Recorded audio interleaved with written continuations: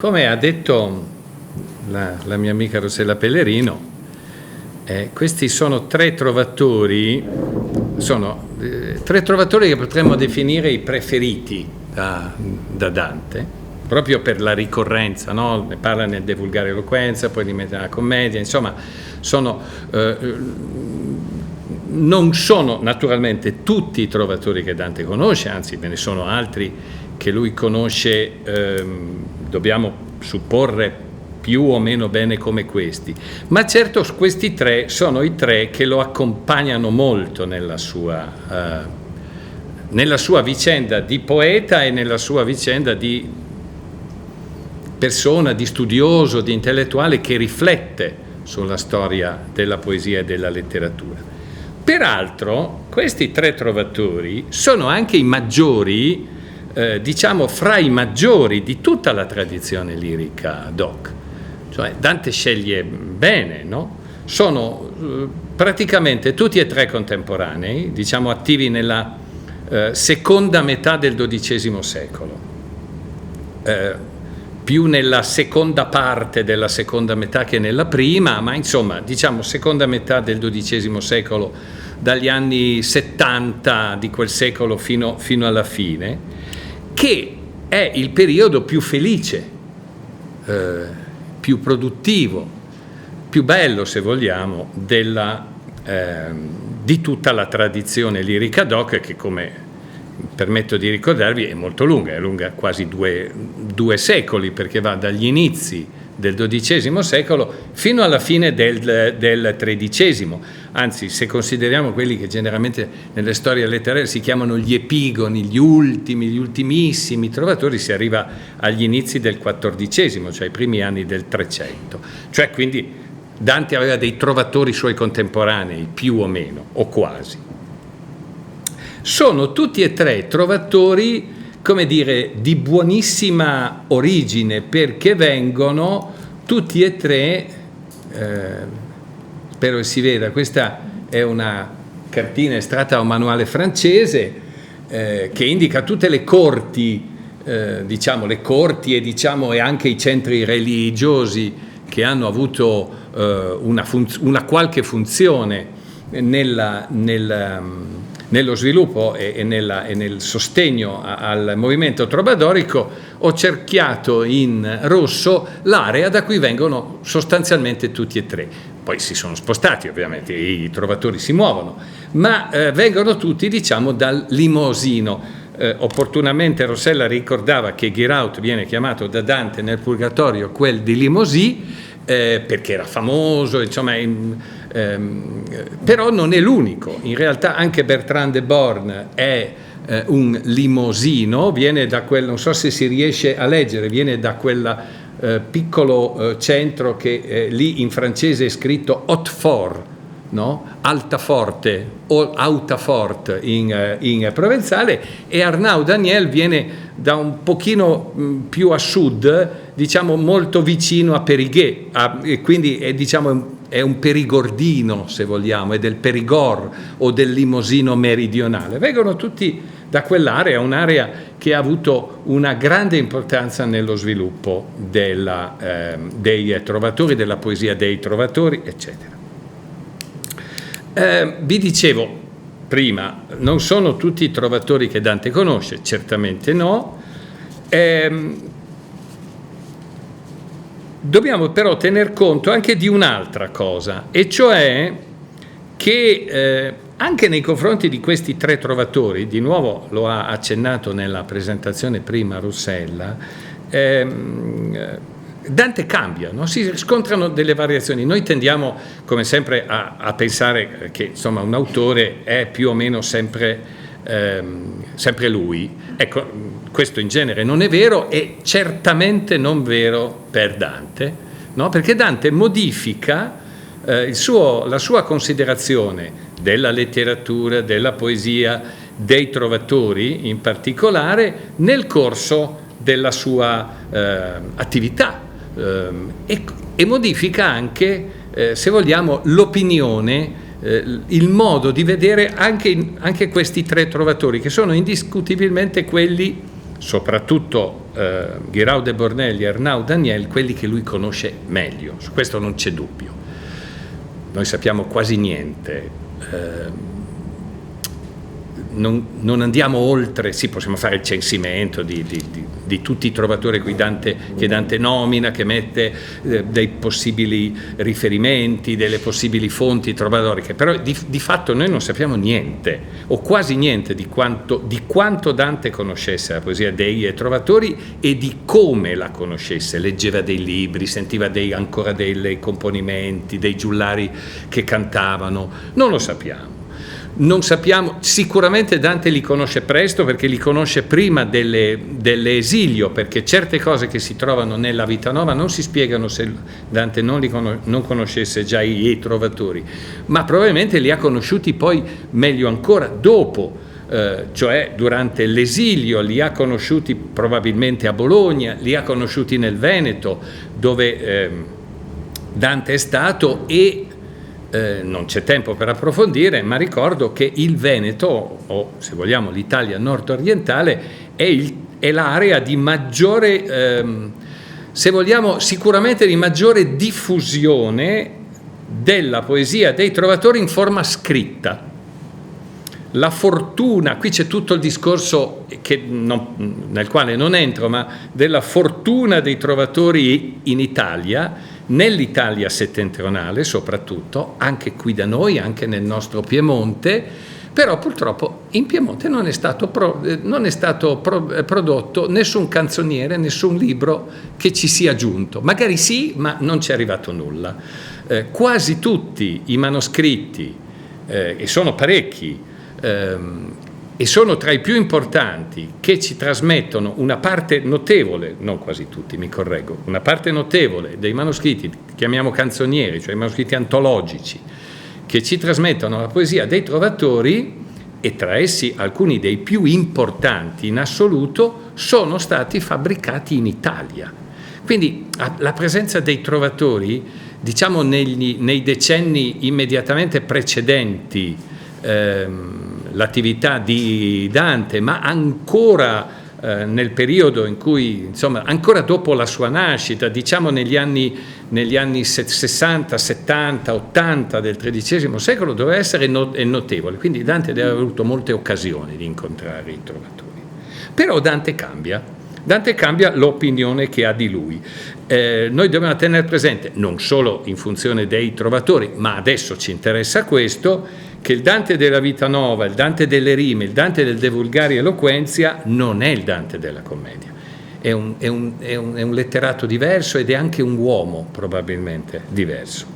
Dante passa dalla sua condizione, diciamo, di giovane, brillante poeta, educato alla tradizione, alla cultura cortese, alla tradizione dello stil novo, che è il Dante delle prime rime, il Dante della Vita Nova, e in parte perché stilisticamente un po' diverso, ma ancora dentro a questo sistema, il Dante delle rime petrose, ma non è e poi diventa un'altra cosa, perché diventa, diciamo, l'intellettuale raffinato e militante del De Vulgari Eloquentia, del convivio, per poi diventare il poeta della commedia.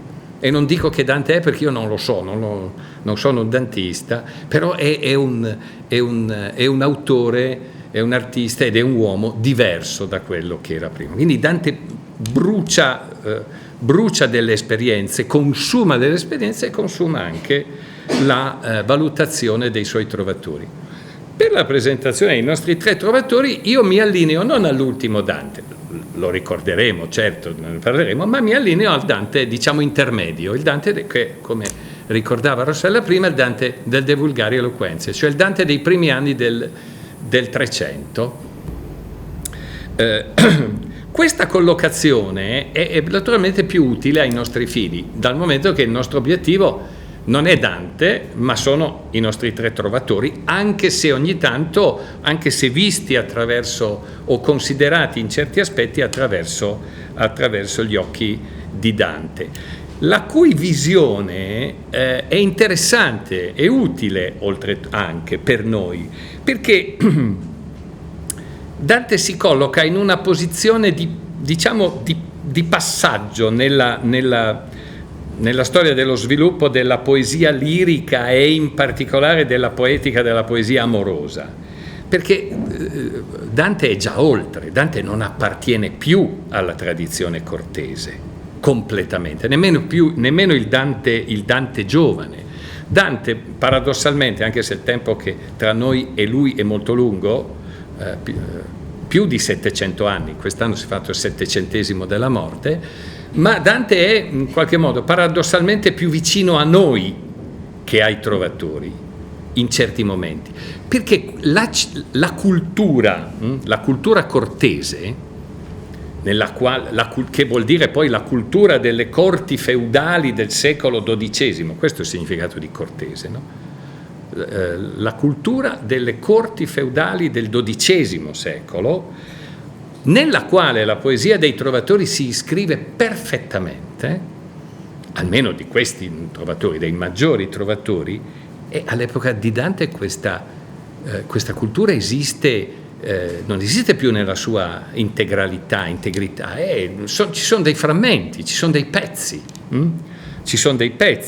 ce ne sono. Dante per esempio conserva ancora la concezione, io direi tra virgolette, ma nemmeno tanto, pubblica della poesia e dell'amore, che per i trovatori sono praticamente la stessa cosa, no? Se uno, almeno nelle canzoni, il trovatore, il poeta canta perché ama, e se ama canta.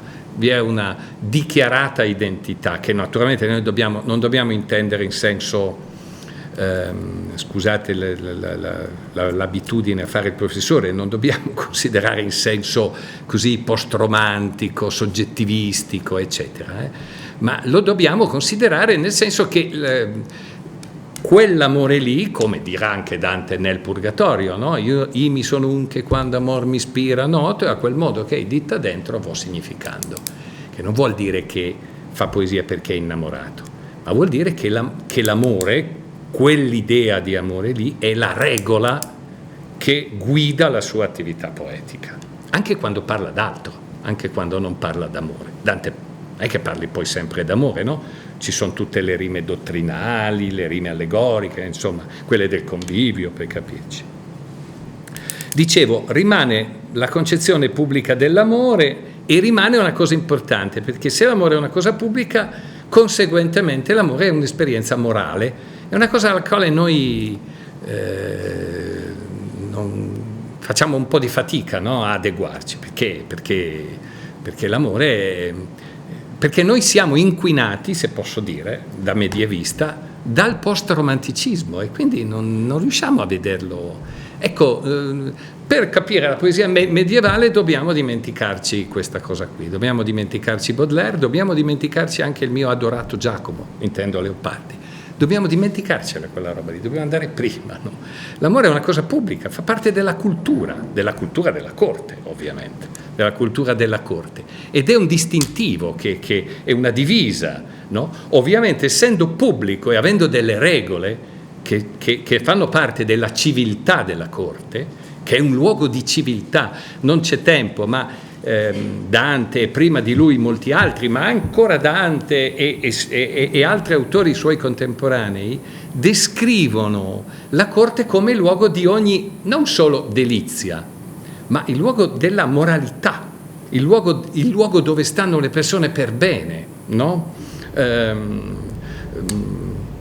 Dove si impara, dove ci si comporta in un certo modo. E questa cosa, tra l'altro, permettetemi di farvelo osservare, per noi italiani è un'ovvietà, perché poi in realtà le nostre corti, che sono le corti rinascimentali e non sono, saranno però anch'esse sulla stessa linea, no? La corte, tutti quelli, se uno legge, per poco che legga qualche diario, qualche lettera, l'arrivo alla corte per i nostri intellettuali del Rinascimento e soprattutto di certe corti è una cosa meravigliosa, perché solo là c'è il meglio. Questa cosa qui incomincia, anche questa cosa qua, no? L'idealizzazione della corte comincia con i trovatori nel XII secolo.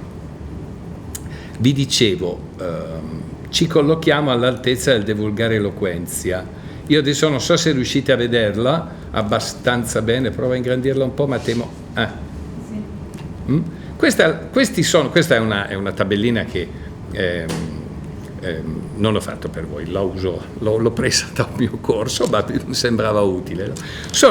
È uno schema con tutti i trovatori che compaiono nel De Vulgari Eloquentia. Sono parecchi, no? Sono parecchi, tenendo conto che noi il De Vulgari Eloquentia abbiamo soltanto due libri, è un'opera incompleta.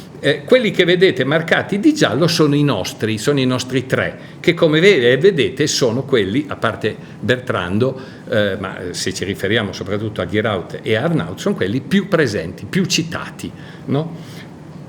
E sono citati, dunque ce ne sono 6 in tutto, i componimenti sono 11, ma i nostri sono citati di più, a parte Bertrand che compare una volta sola, sono citati 4 volte Giraud e 3 volte Arnaud. Dante li usa, i trovatori, perché quando ne parla, salvo alcune osservazioni nel primo libro, ne parla nel secondo libro del De Vulgari, quando si occupa della poesia illustre, no? Della poesia, di che cosa deve trattare e come deve essere la grande poesia. Ebbene, lui dice che la grande poesia si deve occupare di argomenti grandi, elevati, e deve avere una gradus constructionis, come dice lui, cioè una lingua e uno stile elevatissimi. Dante usa l'aggettivo excelentissimus, no? Cioè quindi contenuto e forma. Il contenuto si fonda su quelli che Dante nel De Vulgari chiama i magnalia, cioè le 3 cose, le cose grandi, no? Le cose grandi di cui bisogna trattare. Qui Dante non è particolarmente originale, nel senso che si adegua, no? Parte dalla concezione aristotelica diffusissima dell'anima dell'uomo, che è tripartita, è vegetativa, sensitiva e razionale. A queste 3 partizioni dell'anima corrispondono 3 scopi che Dante dice sono l'utile, sono il delectabile e sono l'onestum, cioè ciò che è onorevole.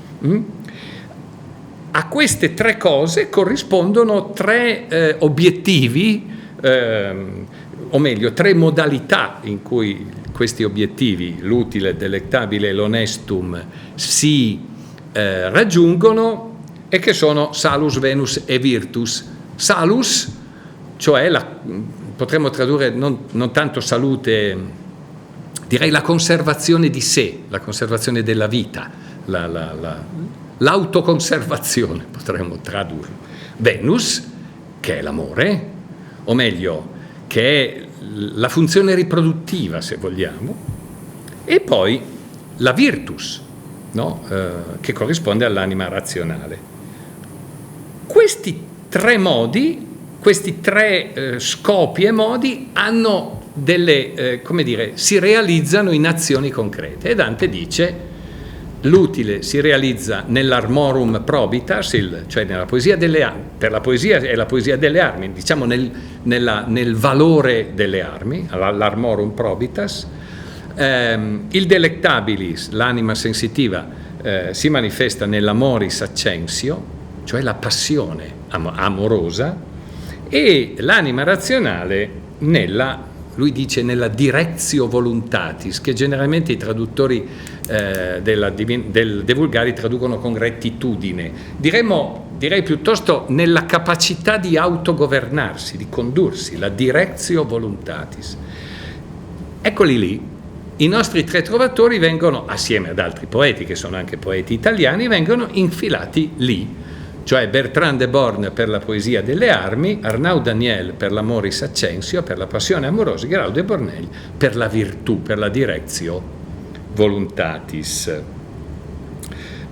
Poi naturalmente Dante parla dell'aspetto formale, in cui, come vedete, e la tabella con 2 sesto 6, è un capitolo molto importante del De Vulgare Eloquentia, in cui Dante introduce altri trovatori a questo punto, però ricompaiono di nuovo come grandi trovatori anche dal punto di vista stilistico e formale Guiraud de Borneglie e Arnaut Daniel.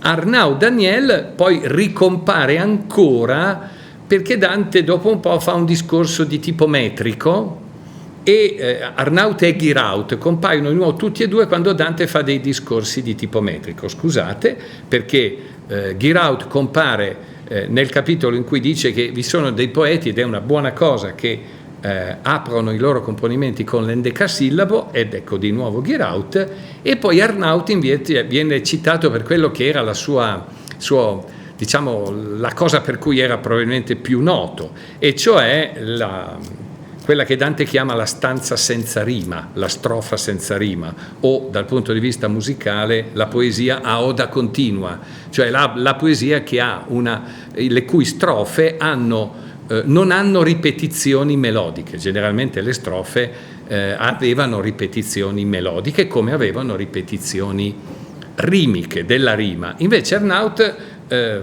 ha, come dire, inserito nella tradizione dei trovatori, non è stato il primo, ma è stato colui che lo ha, diciamo, in qualche modo sistematizzato, ci ha costruito un'estetica, una poetica e un'estetica sopra, la poesia a oda continua, cioè senza ripetizioni melodiche, e con strofe senza rima, senza la rima che si ripete all'interno della stanza, ma che si corrisponde da stanza a stanza. L'effetto deve essere abbastanza straniante.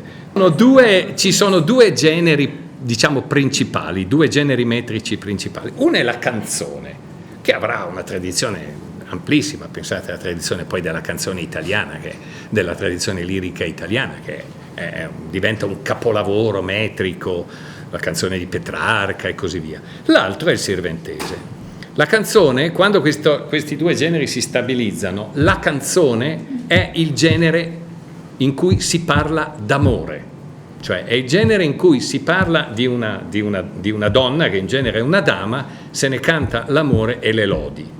Il sirventese, che di per sé assomiglia metricamente in tutto e per tutto a una canzone, dal punto di vista del contenuto si definisce negativamente. È il genere metrico in cui non si parla d'amore. Si può parlare di un sacco di altre cose, di morale, di letteratura, di guerra, come fa Bertrand de Born, poeta delle armi, ma non d'amore. Ecco, Bertrand de Born è un trovatore sostanzialmente di sirventesi, ha scritto alcune canzoni, ma non sono come le canzoni dei veri poeti d'amore. Spesso si tendeva, adesso molto meno, a considerare i trovatori più o meno tutti uguali. Niente di più sbagliato, i trovatori sono diversissimi. Bertrand de Born è un trovatore con una individualità. Guiraud, idem, Arnaut si conoscevano. Bertrand conosceva Arnaut, e lo vedremo perché tra poco, ma sono diversissimi. Allora, come possiamo dare delle notizie sui nostri trovatori? Beh, generalmente non si sa quasi nulla, almeno dal punto di vista della documentazione storica. Su Bertrand si sa qualcosa, perché? Perché Bertrand era un piccolo nobile, apparteneva alla bassa nobiltà, era, come dice qui la Vida, era un castellano, cioè era un piccolo nobile, e quindi abbiamo alcune carte che nominano lui, altri membri della sua famiglia, ma per esempio di Guiraud de Borneglie e di Arnaud non sappiamo assolutamente niente, non c'è nulla, salvo quelle poche cose che possiamo estrarre dai loro componimenti, e salvo cose come questa, perché dei trovatori ci sono arrivate le vidas, cioè le vite, che sono delle biografie, sono delle piccole biografie, raccontano la verità? Forse sì, forse no, bisogna crederci, sì e no, nel senso che quando la Vida, per esempio, afferma delle cose che non ci paiono inverosimili, tendiamo a fidarci. Sono brevi testi che naturalmente non sono contemporanei degli autori di cui parlano, sono successivi, sono il frutto della, come dire, condensazione testuale in un testo scritto, probabilmente di notizie che circolavano oralmente. E tra l'altro, cosa interessante, le Vidas, per esempio questa di Bertrand de Born, quasi tutte, nella forma in cui noi le leggiamo oggi, sono un prodotto italiano. Sono state probabilmente, nella forma in cui le leggiamo, scritte in Veneto, in Veneto, diciamo nel secondo decennio del XIII secolo. Quindi sono un prodotto, e poi da lì, naturalmente sono notizie che arrivavano dall'area occitanica, portate da persone, c'è tutto un lavoro. Sono estremamente interessanti perché intanto ci danno delle indicazioni di tipo biografico e di contesto che quando non abbiamo motivo di revocarle in dubbio possono essere assolutamente autentiche. E poi perché, e questo è il caso di Bertrando e ci serve per Dante, ci danno anche l'idea che si aveva di questi poeti, no? L'immagine che loro avevano nei confronti del pubblico. Per esempio, di Bertrand de Born ne abbiamo ben due Vidas. La prima ci dice appunto Bertrand de Born ma poi qui non è difficile da leggere, no? Si può leggere benissimo, anche per chi non conosce l'occitano, no? Mi dico sempre ai miei studenti, per un italiano, per un italofono, questo occitano qui, cioè l'occitano letterario del Medioevo, non è così difficile, no? Ci dice che era un castellano, ci dice che che era in guerra, no? Con i suoi vicini, con questi, con quell'altro, con suo fratello e con costui, Riccardo, che è un personaggio importante perché è Riccardo Cuor di Leone, cioè niente proprio di meno, il futuro re d'Inghilterra. Infatti lui dice tant cant focoms de Poitiers, cioè nel periodo in cui Riccardo era ancora solo conte di Poitiers, si fa per dire solo, ha avuto anche dei problemi con lui. Era un buon cavaliere, naturalmente un buon guerriero, un buon donneggiaire, un buon corteggiatore di donne, un buon galante, uno che stava bene nei salotti. Perché Bertrando si porta dietro questa fama di poeta delle armi. Sì, certo, lui fa dei sirventesi che hanno per oggetto guerre, contese, eccetera, ma in realtà Bertrando è un cortigiano, è uno dei primi esempi di grande cortigiano, di quei cortigiani che noi conosciamo bene. Noi italiani, erano molto diffusi nelle corti italiane del Rinascimento, un po' letterato e un po' guerriero, no? In fondo anche Ariosto era quello, era un funzionario quasi militare del duca d'Este che poi alla fine dice per favore lasciami andare, non ne posso più di far questo, io sono un poeta, ed era un poeta. Ecco, Bertrando era una cosa di questo genere, era molto ben introdotto nella corte dei Plantageneti, cioè di quella che era la famiglia nobiliare più potente dell'Europa occidentale a quei tempi, cioè la famiglia di Enrico II d'Inghilterra, il quale però Enrico II d'Inghilterra non era inglese, era francese, perché prima di diventare re d'Inghilterra era stato conte d'Angiò, duca di Normandia, e poi in forza del matrimonio con la duchessa d'Aquitania anche signore dell'Aquitania. Poi diventa re d'Inghilterra, quindi acquisisce un dominio che va più o meno dai confini della Scozia fino ai Pirenei, un impero come alcuni hanno detto, anche se naturalmente non era esattamente un impero, ma certamente in questi anni lo spazio governato dai Plantageneti è lo spazio del potere, e stare alla corte dei Plantageneti vuol dire stare nel cuore del potere. Bertrando è questa persona qua, e poi a un certo punto l'anonimo autore di questa vita ci dice una cosa di cui Dante si ricorderà.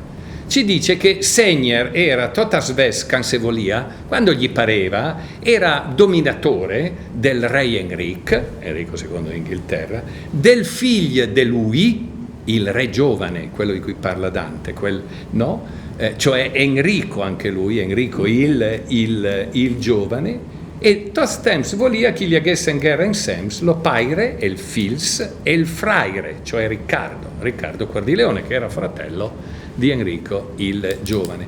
Dante si ricorderà di questa cosa perché? Perché naturalmente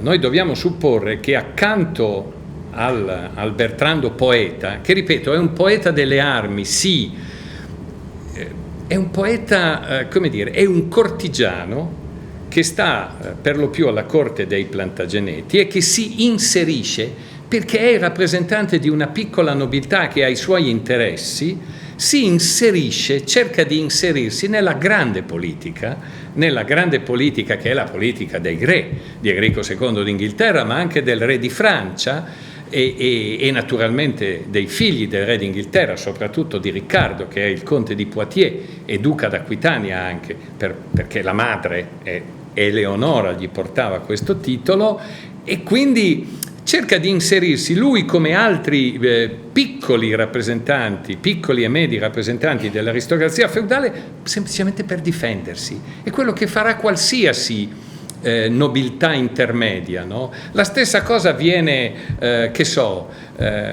quando danno il serial Versailles ora, quando il Re Sole porta tutta la nobiltà a Versailles, non lo fa perché ama la compagnia di questa, lo fa perché la vuole spezzare, la vuole esautorare, perché gli stati monarchici, grandi stati monarchici, vogliono il dominio totale e la monarchia non ha nella feudalità il suo alleato maggiore, ce l'ha nei ceti intermedi, i borghesi, gli intellettuali, quella che poi più avanti si chiamerà la nobiltà di toga, non nella nobiltà di spada, che invece è piuttosto gelosa delle sue prerogative, per piccole che fossero. Questo processo è già incominciato, perché se noi guardiamo, lo proiettiamo sulle cartine e guardiamo quali erano le forze in campo, il povero Bertrando col suo povero castello di Altaforte,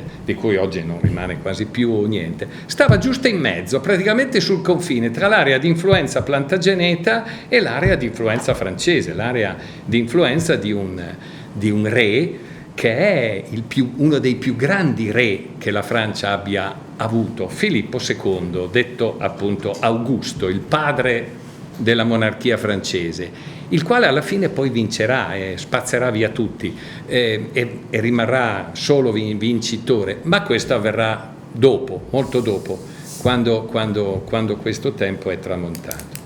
Quindi questo è il motivo e non c'è tempo, ma la cosa bella che vorrei farvi vedere è questa cosa qua, no?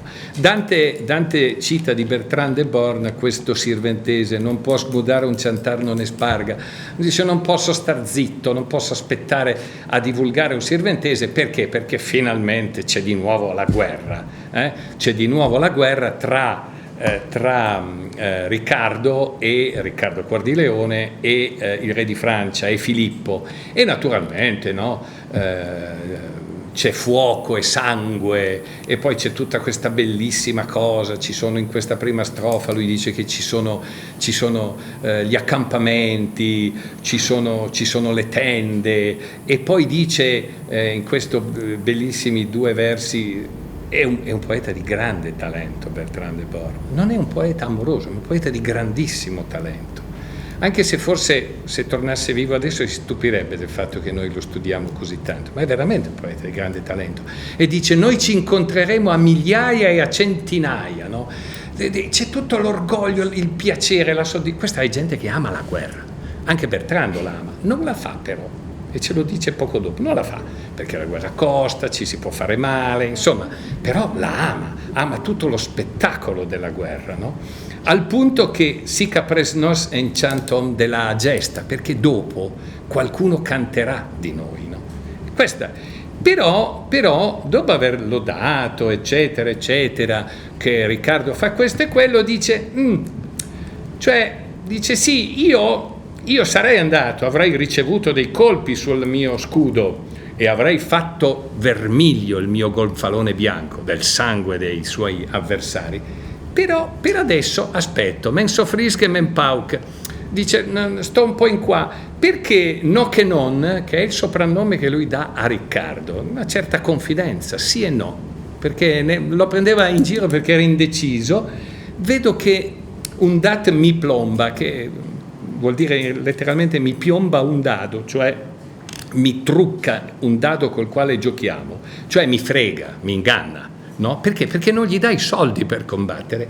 E allora dice io non posso osteggiar se saver, non posso mica combattere se non ho i soldi, no? Ma, e qui c'è l'autocoscienza formidabile, perché è vero che è un grande amante, è un grande, come dire, è un grande feudale in qualche modo, però è anche uno cosciente della propria capacità poetica, perché dice, mas ajudar pos de moz connaissance, però posso servire parecchio con le mie parole sapienti, che è la poesia, no?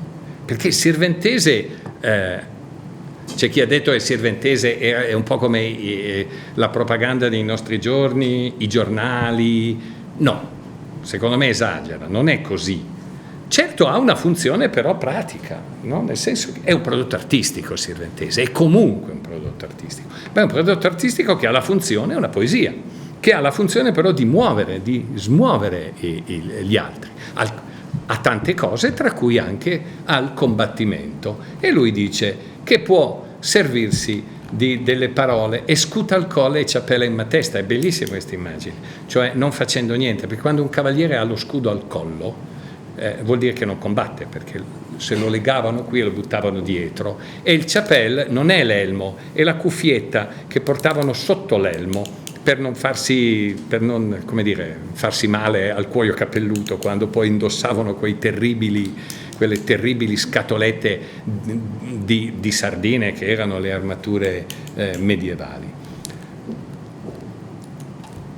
Se noi pensiamo al canto, se non sbaglio, 28° dell'Inferno, di cui ha citato che ha citato Rossella Pellerino prima, ebbene Dante in realtà prende proprio questo. Ecco qua, questo è il canto 28°, quando si parla di eccolo qui, no? Di sé faceva se stesso lucerna, alla testa tagliata, e perché tu di me novella porti, sappi chi son Bertrand del Borgno, quelli che diedi al re giovane.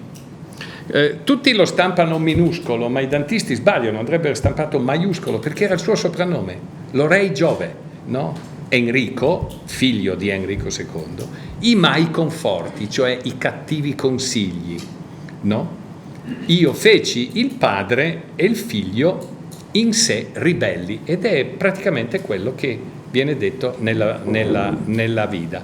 Cioè, qui probabilmente Dante sfrutta quella che doveva essere una specie di leggenda, una leggenda nera di Bertrand de Born. Doveva essere noto al pubblico, se lo mette vuol dire che il pubblico sapeva chi era, no? E non soltanto i poeti come lui, il pubblico sapeva chi era, il pubblico a cui Dante pensava sapeva chi era Bertrand de Born, ma magari non aveva mica letto i suoi sirventesi o ascoltato i suoi sirventesi, però sapeva che era questo cavaliere cattivissimo che aveva diviso il padre e il figlio, e cioè circolava anche una leggenda buona, ma non abbiamo tempo di parlarne, ma circolava una leggenda nera di Bertrand de Born, e quindi Dante un po' si sposta, no? Nel De Vulgari Bertrand de Born è ancora il poeta di un magnale che è l'Armorum Probitas. Nella commedia non c'è nessun riferimento al fatto che Bertrando fosse un poeta. Questo non dipende probabilmente soltanto dal fatto che il pubblico della commedia non conosceva o conosceva pochissimo Bertrando poeta, ma probabilmente anche dal fatto che nella commedia, noi lo vedremo, tutti i trovatori che compaiono sono trovatori che hanno sempre comunque allontanato la loro posizione di poeti che avevano sulla terra. Anche nel XXVI del Purgatorio, anche Guinizelli, che pure Dante gli sta addosso, lo chiama suo padre, no? E gli dice il tuo nome sarà vivo sempre finché dureranno gli inchiostri in cui sono scritti le tue poesie. Guinizelli dice sì, va bene, ma non fa molto conto, anzi si stupisce persino, gli dice: ma perché io ti sono così caro? Che ho fatto? E dice: ma no, tu sei padre mio e di tutti noi, no? Il padre dei poeti. Guinizelli, noi lo sappiamo, il cosiddetto fondatore dello stil nuovo. Tra l'altro osserviamo che la nostra storia letteraria di quel periodo dipende da Dante, cioè noi consideriamo Guinizelli il fondatore dello stil nuovo, sì, perché ha scritto il Cor Gentil, ma soprattutto perché Dante dice che era suo padre, no? Cioè quello da cui lui ha avuto la guida per entrare nella poesia. Però in genere sono tutti poeti, persino Arnaud, che godrà di grande prestigio, e lo vedremo ora praticamente, hanno tutti, come dire, abbandonato, cioè, ed è comprensibile, siamo nell'altro mondo, no? Siamo o dannati o penitenti, o come nel caso di Folchetto di Marsiglia addirittura siamo beati. Non ci ricordiamo più, non serve più, o è totalmente perduto quel mondo, o non serve più, o è allontanato, no? È allontanato da sé. Quindi c'è anche questo motivo per cui però certamente colpisce il fatto che Dante non mette in bocca a Bertrando nemmeno un minimo accenno alle poesie che lui ha scritto, ed è questo probabilmente perché non Dante, che lo conosceva bene, non c'è tempo, ma probabilmente la struttura stessa della Vita Nova Dante l'ha presa dal modo con cui si presentavano le poesie di Bertrand de Born nei canzonieri, che erano mischiate con delle prose, quindi Dante conosceva molto bene queste cose, ma probabilmente il suo pubblico no. Rapidamente andiamo a finire, va? Perché ci mancano i due maggiori, però, e cioè ci mancano Guiraud de Borneglie e Arnaud Daniel. Ora, Guiraud de Borneglie, Guiraud de Borneglie è il trovatore che colpisce di più, perché su Guiraud Dante fa veramente una svolta a 360 gradi, fa un'inversione a U, perché è certamente il poeta più importante all'altezza del De Vulgari Eloquentia, è il poeta della rettitudine, il poeta della virtù, e ricordiamoci che, per esempio, sono molto giraldiane, molto ispirate a Giraud alcune delle più importanti, delle più note, soprattutto canzoni morali di Dante, cioè le canzoni, diciamo, del periodo filosofico di Dante, il periodo del convivio. Doglia mi reca nello core ardire è una canzone certamente ispirata dalla lettura di Guiraud. Guiraud è citatissimo, e invece poi nel XXVI del Purgatorio,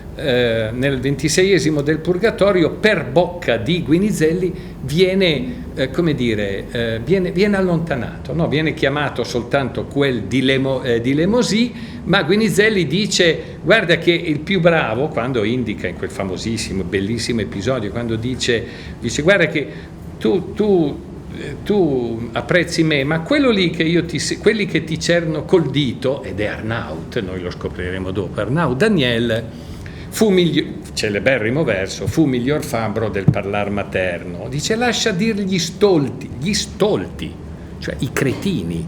Stolto oggi per una parola letteraria, ma vuol dire stupido. Gli stupidi che credono che quel di Lemosy s'avanzi, o avanzi, adesso non ricordo più bene. Quel di Lemosy è Guiraud. Eppure Dante ha apprezzato tantissimo Guiraud de Borneglie, che è poeta oggi naturalmente meno apprezzato, oggi la cui bellezza dobbiamo scoprirla, diciamo, con un allenamento, no? Sempre in forza di quel pregiudizio post-romantico che per noi la poesia è uno che parla di sé, soltanto di sé, e io aggiungerei noiosamente soltanto di sé, pensando di essere al centro del mondo, l'ego romantico, no? Ecco, un uomo del Medioevo non pensa di essere al centro di una società, che è diverso, di un gruppo nel quale lui ha una funzione, se è un poeta, che è quello di educarlo, nemmeno tanto quello di divertirlo, e nemmeno tanto quello di raccontargli i fatti suoi, ma al massimo eventualmente racconta i fatti suoi, ma per educarlo, no? Chi era Guiraud? Di Guiraud non sappiamo niente, un poeta importantissimo, più di 75, 76 circa, se non mi sbaglio, componimenti, un poeta attestato da un sacco di canzonieri, doveva essere molto, molto, molto famoso, sappiamo niente di lui, però la sua vita è interessantissima. Guiraud de Bonnier, limosino, ci dice «Femme de basse affare», cioè non era nobile, era uno, ma era saggio e soprattutto era colto, conosceva le letras, e poi ci dice che «Fo meglier trobaire che ne gust d'aquel che era onestat de nan ni foron apres lui», il migliore, il maestre del Strobadors, come lo chiamavano. Ci dice che è stato onorato, naturalmente. Guiraud era molto famoso, e la cosa però più interessante è questa qua, e ci dice qualcosa, no? Cioè ci dice che la sua vita si era itals che tot l'inverno stava in scuola e apprendia letras. Noi non sappiamo, cioè stava a scuola e studiava o insegnava, perché apprendere in Linguadoc ha il doppio significato, un po' come imparare in napoletano, no? Ho imparato o gli ho imparato. Ecco, in provenzale è la stessa cosa.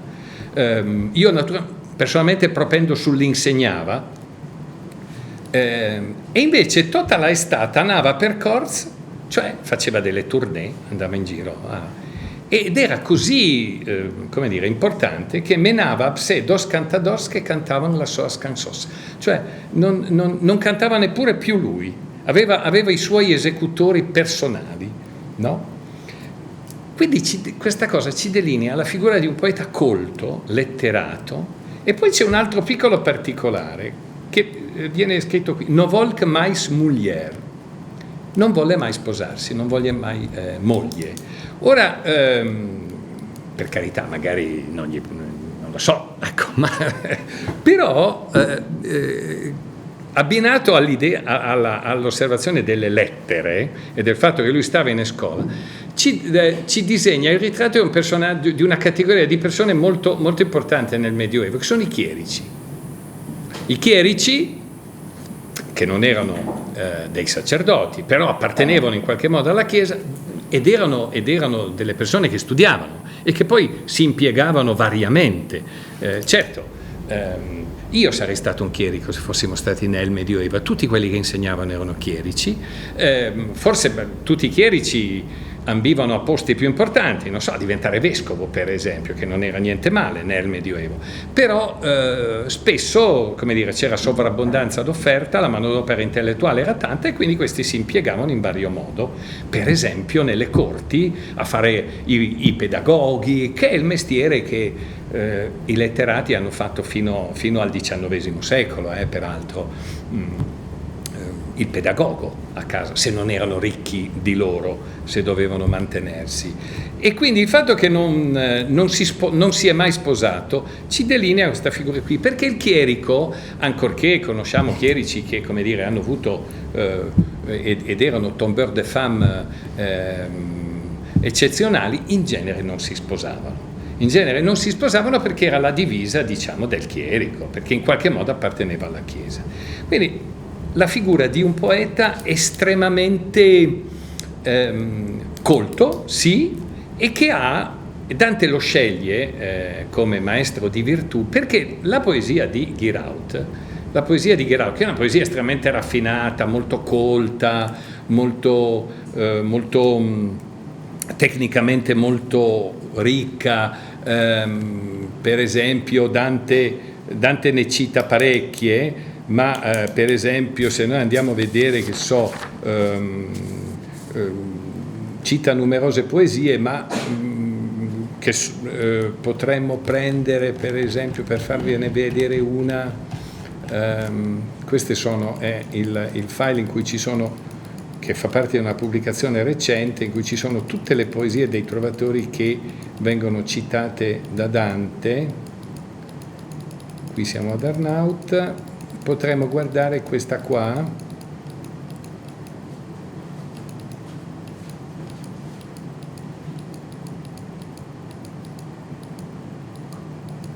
Ecco,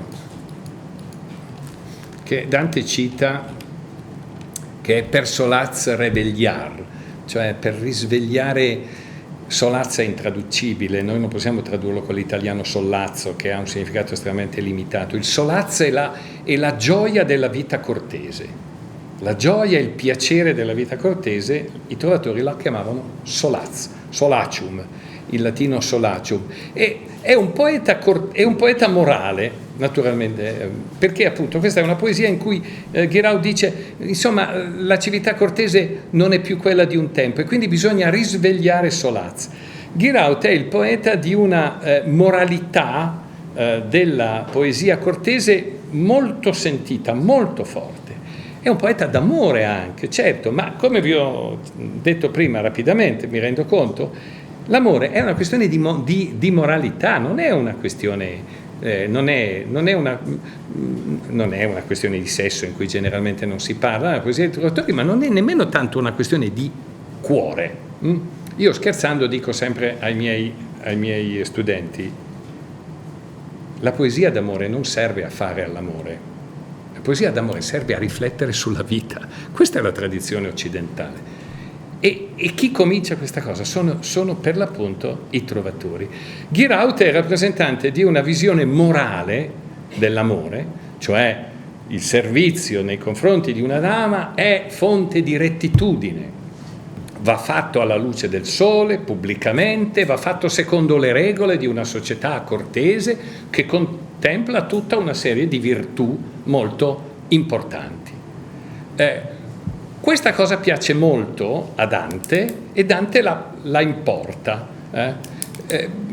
E le sue rime dottrinali, non c'è tempo per esempio, ma magari se avete voglia provate a leggerne qualcuno. Per esempio Doglia mi reca nell'occorre ardire, che è la canzone in cui Dante parla della liberalità e in cui dice a lei e donne non dovete darlo il vostro amore agli avari perché non se lo meritano, perché non hanno virtù. È molto giraldiana, ci si trova molto di Guiraud dei Bornelli. Poi a un certo punto Guiraud scompare perché nel Purgatorio, perché nella commedia non c'è, viene evocato da Guinizelli, come vi dicevo prima, ma dicendo c'è gente che sono degli stupidi, pensano che il più bravo trovatore, volgarizzo, il più bravo trovatore sia Guiraud, mentre invece io Guinizelli dico che è Arnaut, cioè Dante per bocca di Guinizelli dice che il più bravo trovatore è Arnaut. Naturalmente si trovano spiegazioni a tutto. Io confesso che non l'ho proprio tanto capita perché Dante faccia questo. Cioè, la ragione, ce ne sono tante naturalmente, poi ha fatto così e quindi chiuso il discorso. Dante ha voluto così, ma confesso che non l'ho mai capita e non ho mai capito perché questa come dire, quasi acrimonia nei confronti, per bocca di Guinizelli, nei confronti di un poeta che invece nel De Vulgari è molto valutato e che le rime dottrinali di Dante dimostrano che è stato molto letto da Dante, è molto apprezzato. E poi in fondo è il poeta della virtù, il cantor rectitudinis. Quindi perché mai Dante dovrebbe trattarlo così male? C'è una ragione per cui c'è anche una ragione strutturale per cui Arnaut Daniel, e con questo siamo alla fine, Arnaut Daniel diventa il trovatore più importante nella commedia. È perché Arnaut Daniel è un poeta d'amore come Guinizelli. I poeti d'amore che stanno nel purgatorio, quale peccato purgano? Naturalmente la lussuria.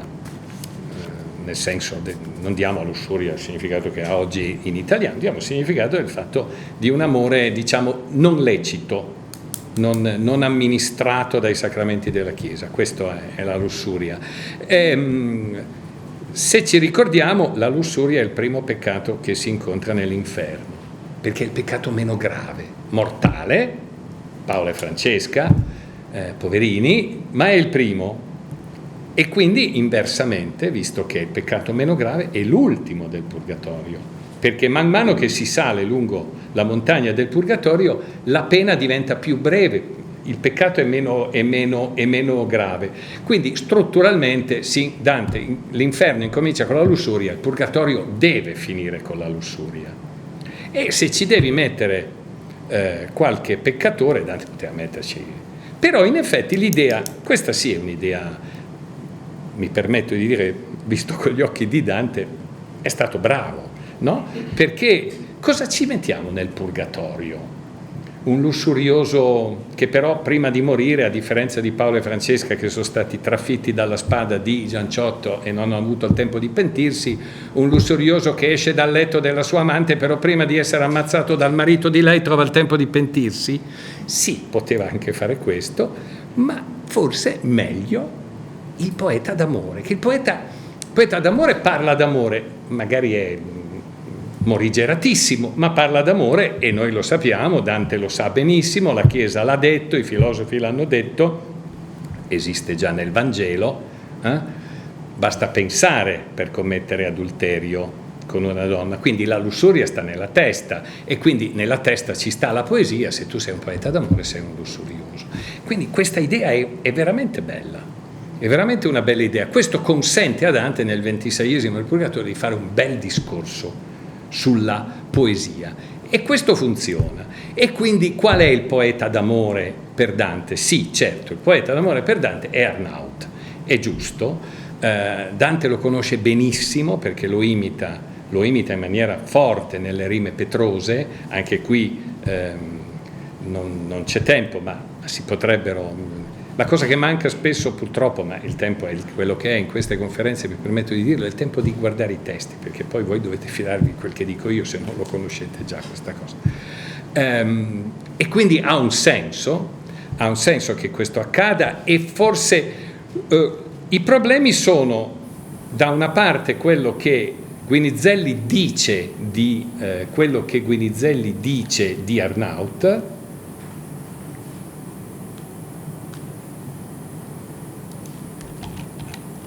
Eccolo qua, 26esimo del Purgatorio, no? Eccolo qui il famoso, lascia dir gli stolti che quelli di Lemosì credon c'avanzi, no? Certo, molti credono, la spiegazione per cui critica molto Giraud è perché quasi tutti i dantisti dicono sì, perché c'è un Giraud italiano che è Guittone d'Arezzo, Dante non ce l'ha con Guittone d'Arezzo, non apprezza la sua poesia, lo considera un avversario della poesia che lui ritiene e quindi come condanna Guittone condanna anche Giraud.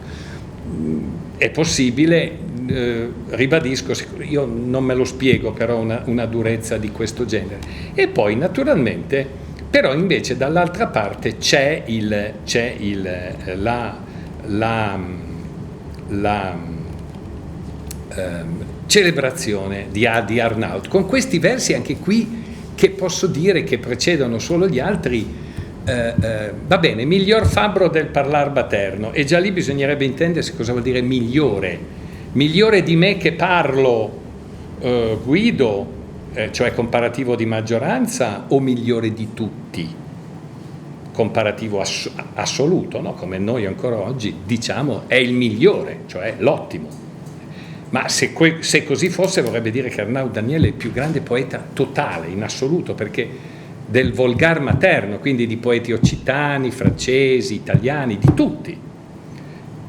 Le opinioni sono divise. E poi versi d'amore, prose di romanzi soverchiò tutti. È il più grande di tutti. Ora, un conto è, come dire, Un conto è chiudere con la poesia d'amore, un conto è chiudere con Arnaut, forse con la poesia d'amore, un altro conto è all'altezza della commedia ancora mantenere una così alta opinione di Arnaut Daniel, che certamente è presente nella poesia di Dante, certamente è presente anche prima nella lirica italiana, vi sono altri poeti che hanno degli arnaldismi dentro.